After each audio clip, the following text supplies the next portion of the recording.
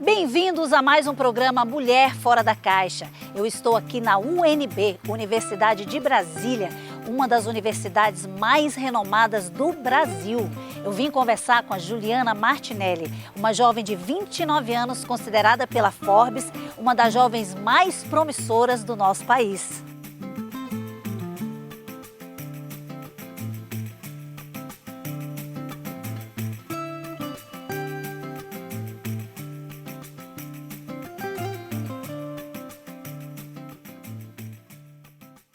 Olha aí, Juliana Martinelli, que prazer te encontrar. Tudo bem? Tudo meu, Débora. Aqui é o seu local de trabalho? Isso mesmo, vamos lá conhecer? Quero conhecer tudo do seu trabalho e do seu projeto. Vamos lá, te apresento.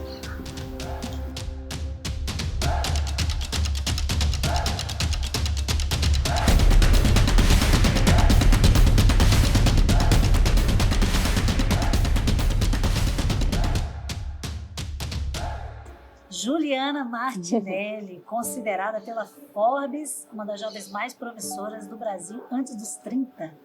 Como é que você foi parar na Forbes antes dos 30? Me conta isso.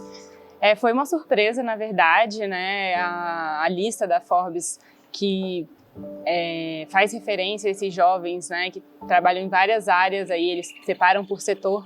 Existe um processo de inscrição, mas também existe um mapeamento que eles fazem mais orgânico, né, desses jovens que estão chamando a atenção do mercado, e foi assim que foi a minha seleção, né? Eu não fiz nenhuma inscrição. Também tem o caso de alguns jovens que são indicados, né, por outras pessoas, então eu não sei exatamente como é que foi o processo de seleção. Eu recebi uma ligação, foi uma surpresa muito feliz. E aí eu represento, né, um pouco da mulher na indústria, né, e na indústria da construção civil, que a gente vê tão poucas mulheres empreendendo e tocando essa área, né? Então foi uma surpresa muito feliz para mim fazer parte dessa lista tão prestigiada. Você tem 29 anos. Isso, tenho 29 anos, mas saí com 26. Com 26? Isso. Meu Deus. E me conta por quê? Qual é o projeto que te levou para a Forbes? Eu tenho um projeto de impressão 3D na construção. É o primeiro projeto da América Latina, né? Somos pioneiros aqui na nossa região, desenvolvendo essa tecnologia. Começou dentro da universidade e foi se transformando numa empresa, e hoje é o que a gente trabalha mesmo, a aplicação dessa tecnologia na construção. Na construção civil, que é uma área basicamente dominada por homens. Isso. Você é engenheira? Sou engenheira eletricista, né? Na minha área de formação, no começo do projeto eu cuidava da parte de desenvolvimento do maquinário, né? Da automação do maquinário e da idealização também do projeto. Mas hoje eu já estou bem integrada na parte de construção civil, de engenharia civil. Inclusive estou tentando fazer um mestrado nessa área, né? Para entender um pouco mais esse universo, já que o projeto hoje ele se identifica muito mais com a parte de construção, de materiais, de metodologias construtivas do que com o desenvolvimento do robô, que já está bem avançado. Só tem você de mulher? Na verdade, a nossa empresa ela surgiu com a maioria mulher. Então éramos 5 pessoas, dessas 5 pessoas, 3 eram mulheres. E hoje somos 3 mulheres, né, à frente aí da empresa. Então, Juliana, me explica o que são cidades inteligentes e sensitivas. Então, dentro da minha área de atuação, né, eu comecei a me aproximar muito do conceito de cidades inteligentes, que é a aplicação de tecnologia para a reconstrução das cidades, do ambiente que a gente vive, que a gente interage, né? Comecei a me aproximar um pouco dessa área, inclusive fiz um TCC na área de sensoriamento de cidades, né, um pouco diferente da parte de impressão 3D, e aí eu pesquisando um pouco sobre esse conceito de cidades inteligentes, eu sentia falta do aspecto humano das cidades. E aí eu descobri esse outro nome, né? Cidades inteligentes e sensitivas, que é quando a gente avalia também como é que as pessoas se relacionam com as cidades e o que a cidade pode dar de resposta para esse comportamento humano. Então, a impressão 3D ela também pode ser aplicada dentro desse conceito de cidades inteligentes e mais humanas. E existem cidades assim hoje no Brasil? Existem algumas cidades, sim, inclusive existe a Carta Brasileira de Cidades Inteligentes, que é para criar políticas públicas que incentivem as cidades a se tornarem cada vez mais inteligentes e humanas. Mas também é uma avaliação muito das pessoas, então são as pessoas que têm que sentir se a cidade delas é inteligente e sensitiva. Não é muito uma checklist que a gente pode fazer e o governo ir preenchendo aqueles requisitos e dizer simplesmente que a cidade é inteligente. Então a gente tem aí esses pontos que ainda são uma controvérsia para esse conceito. E esse é um conceito recente, imagino. Sim. E políticas públicas voltadas para essa área, como é que são? Existem algumas, como eu falei, existe a Carta Brasileira de Cidades Inteligentes, onde listam algumas iniciativas que o governo, né, os estados, os municípios, eles podem estar adotando para deixar a cidade mais humana mesmo, de melhor transitação. Aí entra mobilidade, né? Então, ciclovias, ruas, carros, o que é o futuro, o que as pessoas querem, né? Ônibus, transporte público, também existe a parte de segurança. Então, tudo que a gente reclama, né, costuma reclamar de onde a gente mora, era para ter uma abrangência nessa Carta de Cidades Inteligentes. Você fez parte da Comissão de Jovens Empreendedores do BRICS? Isso, eu fui indicada, né, para integrar a Comissão de Juventude do BRICS. Inicialmente, né, era um evento que ia acontecer na Rússia, né, por conta do bloco econômico mesmo, cada vez acontece em um país. E, infelizmente, por causa da pandemia, o evento presencial não aconteceu e o que acabou acontecendo foi uma interlocução entre esses agentes jovens, né, que fazem a diferença em seus países. Então a gente fez essa troca, né, conheceu projetos e tudo, mas infelizmente por conta da pandemia a gente não pôde ir passar essa semana mais imersiva, né, conhecer os projetos presencialmente. E até assim, desde que eu fui nomeada pela Forbes, eu tenho muito uma questão de levar os projetos também, principalmente projetos de mulheres empreendedoras, porque assim, eu sei que eles não conseguem reconhecer todos, então me senti com essa missão de fazer, como eu tinha essa oportunidade, né, de fazer esses outros projetos serem ouvidos. E eu fui também para esse projeto do BRICS com essa mesma intenção, além de apresentar o meu projeto, conseguir levar o que o Brasil está fazendo de diferente, como a gente está inovando, até porque nem sempre somos reconhecidos como um país que inova, mas temos muitas coisas legais acontecendo aqui. Juliana, Nova House 3D é o nome da sua empresa, não é isso? Isso. É uma startup. Isso, exatamente. E a tecnologia de impressão 3D está aqui no seu laboratório, aqui na UNB? Isso, a gente trouxe a tecnologia, né? Ela ficava antes no Senai, em Maringá, e a gente trouxe aqui para a UNB para abrir o primeiro laboratório do Brasil universitário focado na impressão 3D na construção. Então a gente está desenvolvendo pesquisas, né? Está montando um time de pesquisadores aqui dentro, né? E criando uma linha de pesquisa dentro da UNB para trabalhar com esse tema. E eu consigo ver essa impressora 3D trabalhando? Consegue sim, vamos lá mostrar. Vamos lá.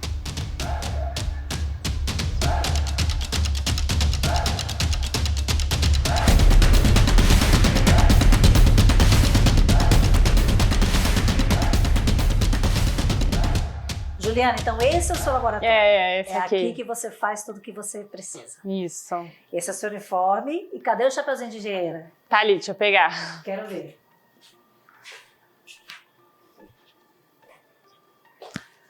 Coloca pra gente ver. Você usa de verdade aqui dentro. Tem que usar. Tem que usar. A gente tem que usar Norma EPIs, exatamente, para a segurança de todo mundo que trabalha aqui. Então a gente tem luva, né? Tem chapéu, tem vários tipos de luvas diferentes, dependendo do que a gente for fazer, né? A parte de calçado também. Hoje a gente tá quebrando um pouco o protocolo, mas tem também o calçado para você não pisar em algum objeto cortante, né? E não machucar. E cadê a famosa impressora 3D? Essa aqui. Essa aqui, gigante? Isso, exatamente. Meu Deus, essa aqui eu achei que fosse uma coisa pequena, que saísse um tijolinho por vez. Não. Quantos tijolos? A gente consegue fazer vários tijolos, né, ou vários objetos. Depende da nossa criatividade. O que a gente modelar no computador sai aqui. Ela transforma da realidade virtual para a realidade real. Por exemplo, uma parede Uma inteira. parede, um banco. Um banco? Aqueles bancos de praça que a gente vê de cimento, a gente Aquilo consegue fazer também consegue aqui. fazer? Consegue. Que mais? Me dá mais Vaso exemplos. de planta. Meu Deus. Pavimento permeável, aqueles pavimentos que a gente vê que sai uma graminha e tem um desenho na calçada. A gente consegue fazer aqui também. A gente faz muito ensaio de parede, né? Então a gente desenha algumas paredes, painéis 3D. jardins verticais também. Quando você imprime uma parede inteira, aí você leva, coloca num caminhão e leva para o local onde vai construir a casa, é isso? A impressora 3D a gente pode fazer tanto pré-fabricado, que é dessa forma, ou seja, a gente tem um laboratório, fabrica os módulos no laboratório e leva, ou a gente pode instalar a máquina no próprio canteiro. Você leva essa máquina inteira? Isso. Tá.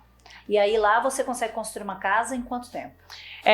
Até 100 metros quadrados a gente consegue fazer com uma máquina em 48 horas. 48 horas? Isso. Meu Deus do céu. E por que todo mundo não está fazendo isso? É uma tecnologia nova, né? A gente ainda é um dos poucos projetos que existem aqui na América Latina. E então a gente está rompendo algumas barreiras, né? Até de regulamentação. Como a gente está trabalhando com construção civil, que é um setor muito regulamentado, principalmente por causa da segurança da habitação, né? Da construção, a gente precisa desenvolver isso dentro da academia, fazer uma linha de pesquisa para ter resultados científicos de que essa tecnologia funciona, apesar de já ter cases internacionais provando que ela é super viável e consegue resolver vários problemas da construção. De quais países, por exemplo? Os mais fortes que a gente tem hoje, né, são Europa e Estados Unidos ali. Então a gente tem vários projetos nos Estados Unidos e vários projetos na Europa também que já estão a nível comercial. Então a gente já tem casas, por exemplo, no mercado imobiliário americano vendidas usando a impressão 3D. E para construir essa máquina custou muito dinheiro?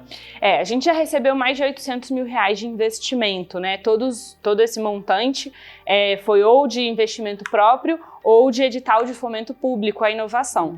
Então, inclusive, essa máquina que foi construída com recurso da FAPDF, que é a instituição que fomenta a inovação no Distrito Federal, né? E a gente também teve, para desenvolvimento do material, um apoio do edital Senai de Inovação, que é um edital nacional.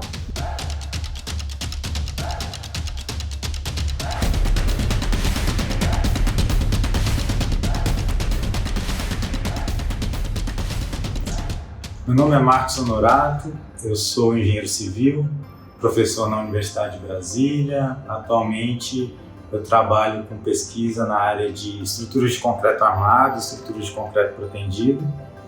E eu conheci a Juliana em 2016. Na verdade, eu conheci a fama da Juliana antes de conhecê-la pessoalmente.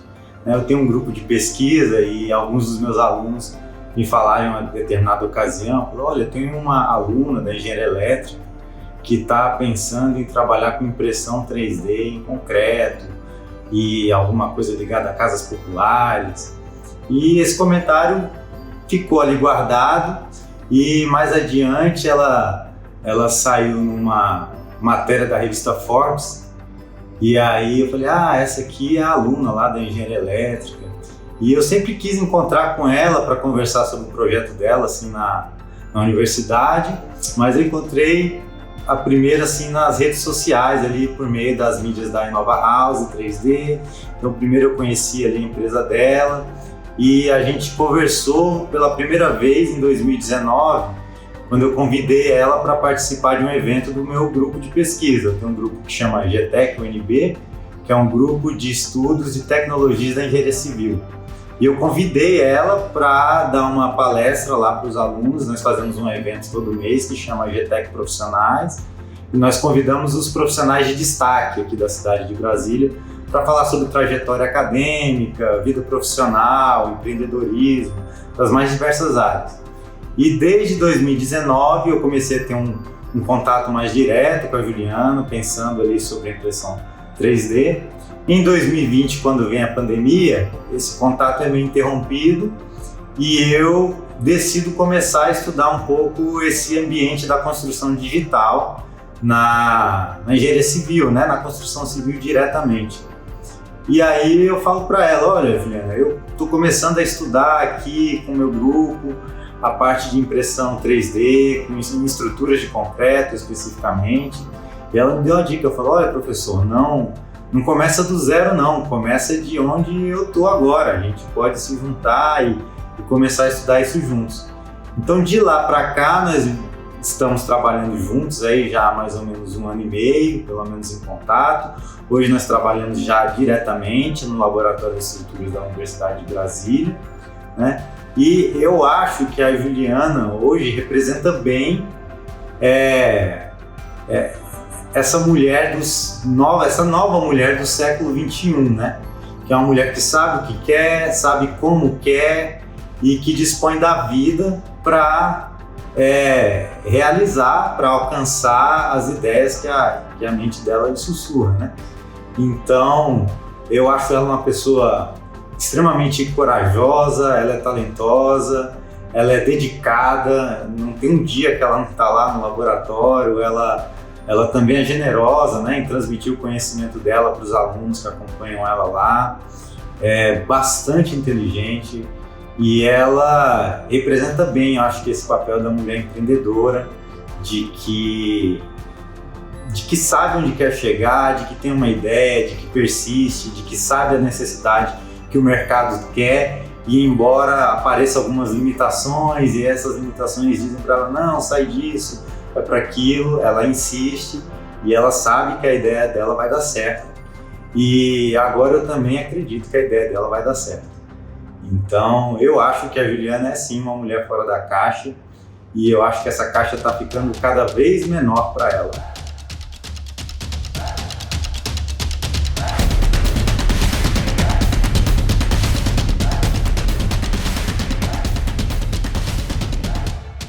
Eu vou pedir para a Juliana me levar para conhecer o Galpão, Laboratório da Engenharia Civil aqui da UNB. Eu quero entender melhor esse projeto, conversar mais com você. Você me leva? Lógico, vamos lá. Maravilha. Vamos lá. Juliana, como é que chama esse local aqui, todinho? Aqui é o Laboratório de Hidráulica e Estruturas da Universidade de Brasília. É uma parte de laboratório do Departamento de Engenharia Civil. Agora me fala uma coisa, a sua parceria com a Cruz Vermelha, você tem uma parceria relacionada à construção de casas em Maceió, não é isso? Isso. Explica esse projeto. Isso. Em 2020 eu firmei uma parceria com a Cruz Vermelha Brasileira para a gente conseguir entregar casas, habitações de interesse social, de forma mais acessível para a comunidade, para a população, né, que vive na extrema pobreza, ou seja, não atinge nem a renda mínima para entrar em programas habitacionais do governo. Então essas casas elas vão ser construídas utilizando a impressão 3D e a gente vai fazer por meio da Cruz Vermelha a doação dessas unidades habitacionais. E esse ano, na verdade no ano passado, né, a Prefeitura de Maceió comprou esse projeto, ela ficou apaixonada, né, o prefeito de Maceió ficou apaixonado pela ideia e a gente selecionou uma comunidade para estar recebendo as primeiras 20 casas construídas no Brasil com essa tecnologia. Que incrível!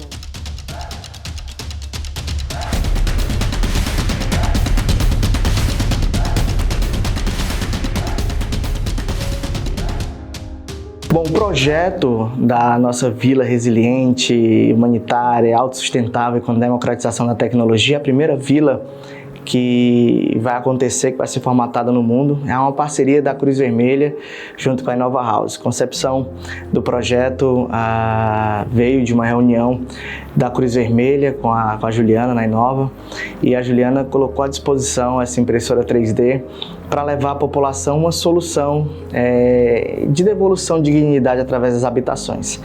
A Juliana é uma pessoa muito capacitada e juntou com a maior instituição de ajuda humanitária do mundo. A gente acreditou nesse potencial que ela tem e principalmente nessa solução, né, para a sociedade.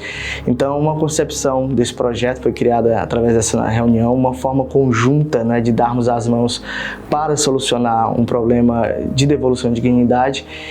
E é um projeto maravilhoso, um projeto lindo, né, que quando as casas começarem a ser construídas, a gente vai ter com certeza absoluta um resultado maravilhoso, porque imagina, as pessoas têm direito à moradia, direito constitucional, direito à moradia, e é através dessa junção de forças, de um projeto conjunto, de um projeto de mãos dadas entre a Cruz Vermelha Brasileira e a Inova House, a gente vai ter realmente famílias e mais famílias beneficiadas com essa junção de forças e principalmente a devolução da dignidade, a devolução do sorriso e a entrega de uma vila resiliente, autossustentável e com a democratização da tecnologia a primeira do mundo.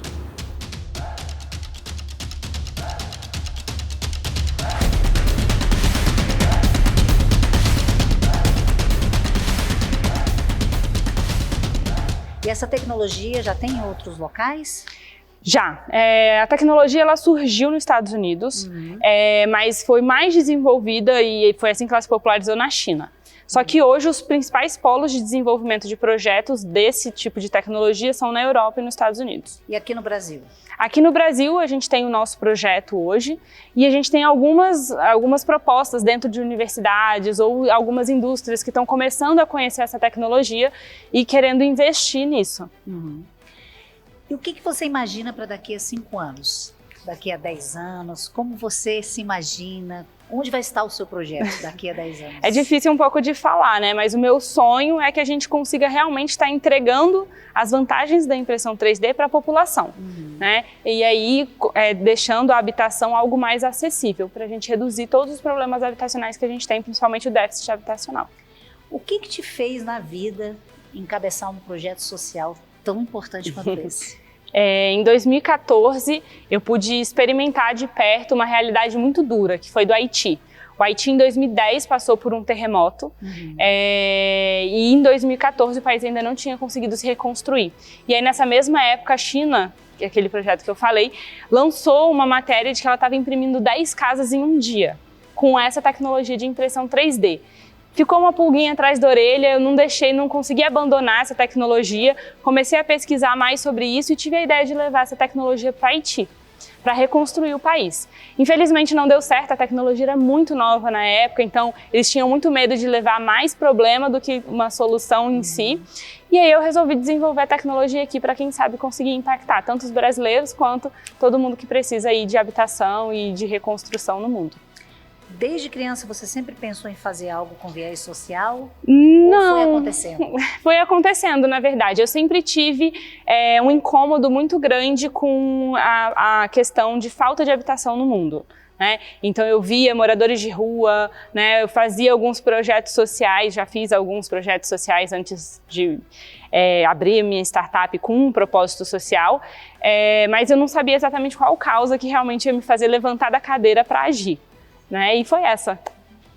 E com relação a investimentos, o seu projeto certamente precisa de investimentos. Com certeza. Hoje, inclusive, a gente está montando a nossa primeira rodada de investimento e quem se interessar pelo projeto pode estar buscando a gente nas nossas redes sociais, no nosso e-mail, para conhecer um pouco essa tese de investimento e ajudar a gente a desenvolver ainda mais essa tecnologia aqui no Brasil. Qual é o e-mail que você quer deixar ou o Instagram? Pode entrar tanto em qualquer rede social, né? Instagram, Facebook, LinkedIn, é InovaHouse3D, o nosso arroba. E o e-mail é inovahouse3d@gmail.com. Aí pode encontrar todas as nossas informações lá. Também tem o site, que é inovahouse3d.com.br. Mas colocando no Google InovaHouse3D dá para achar. Juliana, como é que chama isso aqui? Isso aqui é um bloco de alvenaria 3D. Ele é mais resistente ou menos resistente que um tijolo? Ele é mais resistente do que o tijolo. Por quê? Porque a gente está trabalhando aqui com uma parede densa, né, toda feita de cimento. Então, ele se compara muito com a parede de concreto, a resistência de um bloco desse. E ele é mais caro ou é mais barato que um tijolo? Essa é a pergunta de milhões. Quando a gente fala assim, do material, por exemplo, né, como ele é um material mais denso, ele é todo de cimento, ele é um material mais caro do que o tijolo. Só que quando a gente coloca isso na obra, onde a gente leva em consideração outros parâmetros também, como mão de obra, a gente consegue um melhor custo-benefício, porque a gente consegue otimizar a mão de obra e otimizar o tempo e o recurso da obra também. Então fica mais barato construir com isso aqui, a relação custo-benefício. A gente consegue hoje, comparando com o tijolo e o bloco de concreto, uma redução de até 20% no metro quadrado construído. Olha que coisa. E isso aqui, o que que é? Isso aqui são alguns ensaios que a gente está fazendo para pigmentação do nosso concreto, né, da nossa massa cimentícia. Então a ideia é que o cliente ele consiga personalizar, além do formato, também a cor do seu objeto impresso em 3D. Isso vale para a parede também, a depender do gosto. Então eu posso construir uma casa, cada cômodo de uma corzinha diferente. Exatamente. Interessante. Juliana, agora me diz uma coisa. Como é que é uma mulher como você, com a sua inteligência, com a sua capacidade de criar coisas incríveis, no meio de homens na engenharia civil no Brasil? A engenharia civil ela é uma indústria ainda muito fechada, né? Então, tanto para inovação, quanto para ideias diferentes, novas metodologias. E isso tudo também vem por conta de regulamentações, regras, né? A gente está trabalhando aqui com uma parede que pode cair em cima de uma pessoa, né? Então, eles têm uma certa burocracia, mas está se abrindo muito espaço para isso. No começo do meu projeto, lá em 2015, eu tive muitas dificuldades. Um dos obstáculos é porque eu era muito nova, né? E o outro também porque eu era uma engenheira eletricista querendo inventar moda para construção civil. Mas hoje a gente já tem alguns cases lá fora e isso me ajuda muito também a conseguir movimentar isso dentro do Brasil. Mas são vários desafios que a gente tem que enfrentar. E como é que é a questão da inovação nessa área? É um desafio também aqui no Brasil? A gente tem um universo aqui no Brasil até de investimento, de indústria, que não gosta muito de tomar risco, né, que a gente chama. Eles ainda são muito conservadores e quando a gente apresenta uma solução muito disruptiva, ainda existe uma dificuldade desses investidores e dessas empresas de apostarem nessa solução. Então, a gente vê lá fora empresas ganhando milhões de dólares de investimento e a gente ainda engatinhando aqui para conseguir convencer empresários e empresas da indústria da construção de investirem para que a gente possa crescer também com um projeto que nasceu no Brasil, ele é todo nacional, desde a máquina, o material, as pessoas que trabalham aqui. Então, isso é importante também até para o desenvolvimento. Imagina se eu trago uma máquina de fora, um material de fora, eu tenho que trazer a mão de obra de fora também. E fazendo tudo aqui no Brasil, a gente consegue adaptar para a nossa indústria, para os nossos problemas. Juliana, você sendo tão jovem e já tão bem-sucedida, com projetos, que mensagem você gostaria de deixar para as jovens brasileiras que querem seguir uma carreira interessante como a sua? O que você poderia deixar para elas? Eu sempre acreditei muito no potencial do sonho, né? Então, às vezes a gente acha um pouco besta, né? É coisa de criança. Antigamente a gente perguntava, o que você sonha ser quando crescer? E aí a gente cresce e perde um pouco essa motivação do sonho. Então, alimentem os sonhos de vocês, né? Eu acho que isso é muito importante e arrisquem, né? Não espera estar 100% pronta ou se compare com as pessoas que estão ao seu redor. Eu acho importante isso. Arrisca, tenta, vai que dá certo, né? O não você já tem. Então acredita no seu sonho e em você. Pessoal, essa foi a Juliana Martinelli e eu queria dizer para vocês por que eu convidei a Juliana para participar do programa Mulher Fora da Caixa. Eu acho que eu nem preciso dizer, né? Se tem uma caixa, tem uma outra dentro e mais uma dentro, ela está fora de todas as caixas. A Juliana é incrível, tem um projeto fantástico. É uma jovem com conteúdo intelectual muito grande e, sobretudo, com conteúdo humanitário, porque o que a levou a fazer isso foi a preocupação com a causa da moradia, a causa habitacional, especialmente quando ela esteve no Haiti, foi o vetor que fez com que ela refletisse sobre tudo isso. Então, é uma honra para mim poder entrevistar uma jovem de 29 anos, que esteve na Forbes, que tem um projeto tão sensacional, e que devota a sua vida a construir algo de valor para a sociedade. Então você é uma mulher completamente fora da caixa. Eu desejo que você tenha muito sucesso, as portas se abram para o seu projeto e que muitas mulheres que estão assistindo esse programa se inspirem na Juliana. Mulheres reais inspirando mulheres reais. Maravilhoso.